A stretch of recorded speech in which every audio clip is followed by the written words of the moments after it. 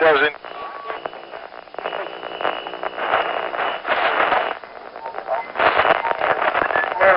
Listen.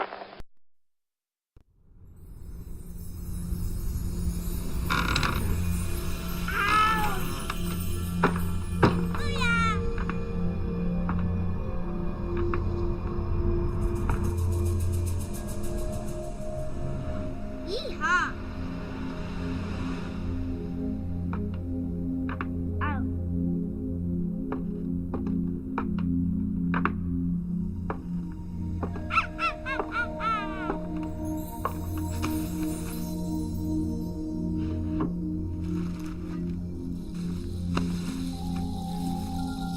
La la la. Ow! Ah! What's this?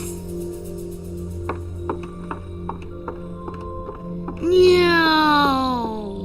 Bow bow. Boop boop. La la la.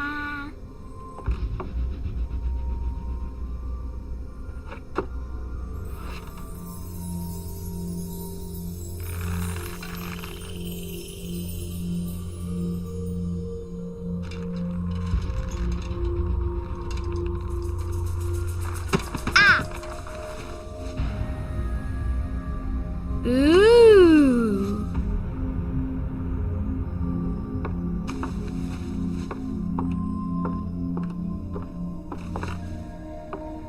Oh, look! It's a book! Maybe it's a book about pirates with a treasure map. No, I don't think so.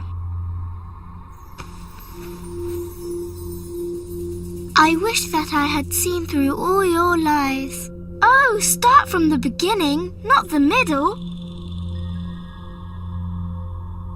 And so I decided to pick up my pen to relate the most disturbing episode of my life thus far. It all began early one morning in 1898, when Sherlock Holmes invited me to accompany him on a visit to the Marquis of Conyngham.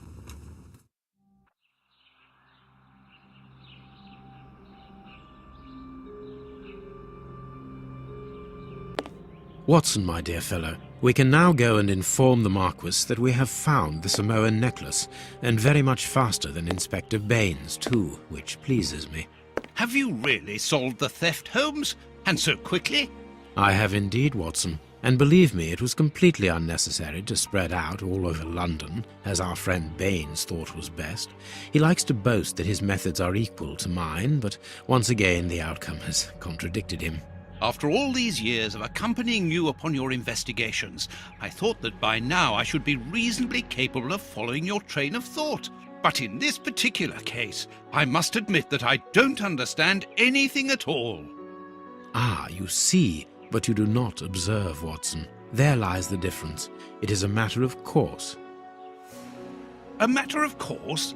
In the middle of the night, when everyone is fast asleep, the service bell within that room rings out and alerts the servants. They dress quickly and come running, but the door is locked and there is a strong smell of burning from within. A few seconds later, the master of the house himself, the robbed Marchioness's husband, the Marquis of Conyngham, arrives and unlocks the door using the sole key. A fire has started inside the room, but they have managed to arrive in time to put it out. It is at that moment that the Marquis realizes that the famous Samoan necklace, which had been safe within its glass cabinet only a few hours earlier, has now disappeared. In order to explain, let us confirm my theory before the arrival of Inspector Baines.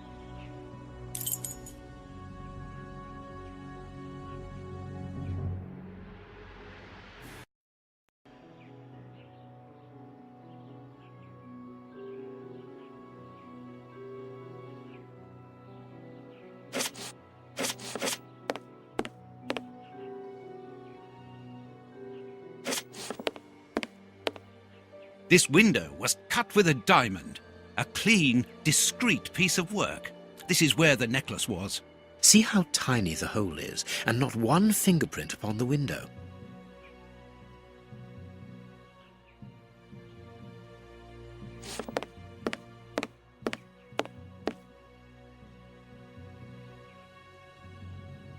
A mark undoubtedly made by a diamond. Someone tried to cut the glass, but he was interrupted. Therefore, the thief tried to escape through the window, but he was interrupted. All the windows are locked. They've not been forced.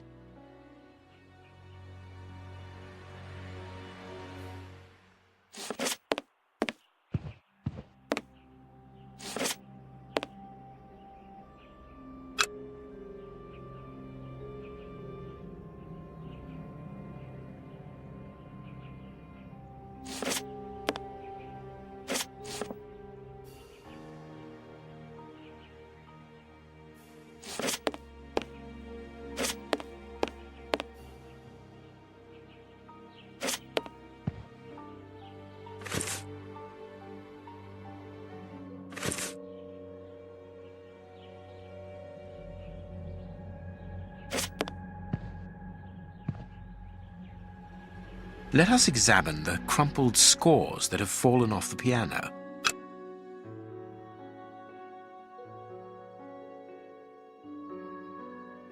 These sooty prints were left by a tiny hand. I don't understand why these music scores are covered with soot.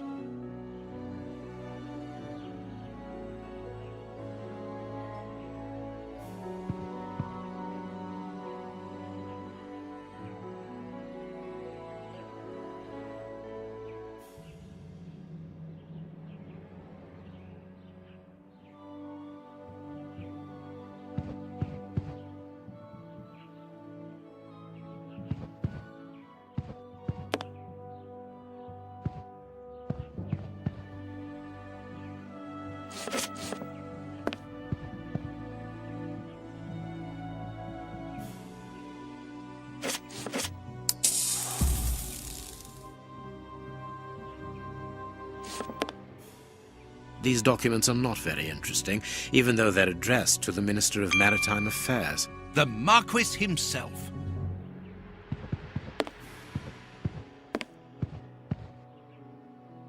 A candle. It must have fallen from the chandelier. Not very well kept, this aquarium. I can see a dead fish floating on the surface.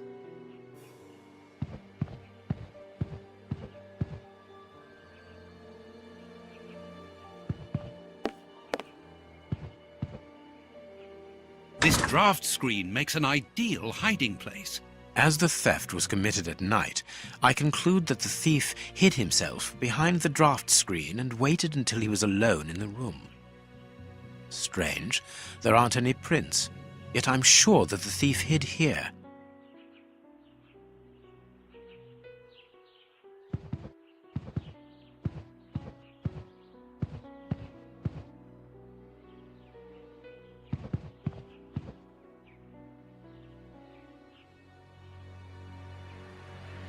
Footprints. You are not going to get on your knees to examine them. There is no need. It is soot. The servants must have trodden in it while they were putting out the fire. Heading towards his chosen escape route, probably the window, the thief knocked over the stool, which then caught fire. But why didn't he try to put the fire out at once?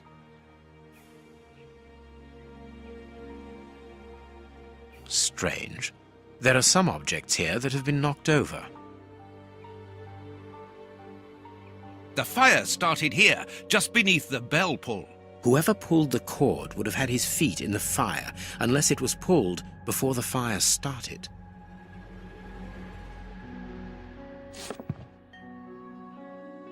The chest wasn't opened. The necklace wasn't in it.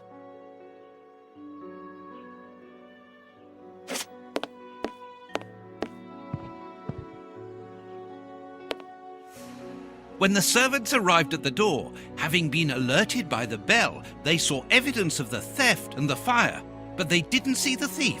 This door is very hard to force. The Marquis is the only person to have the key. The thief could not get out through here until eventually, when the door was opened by the servants.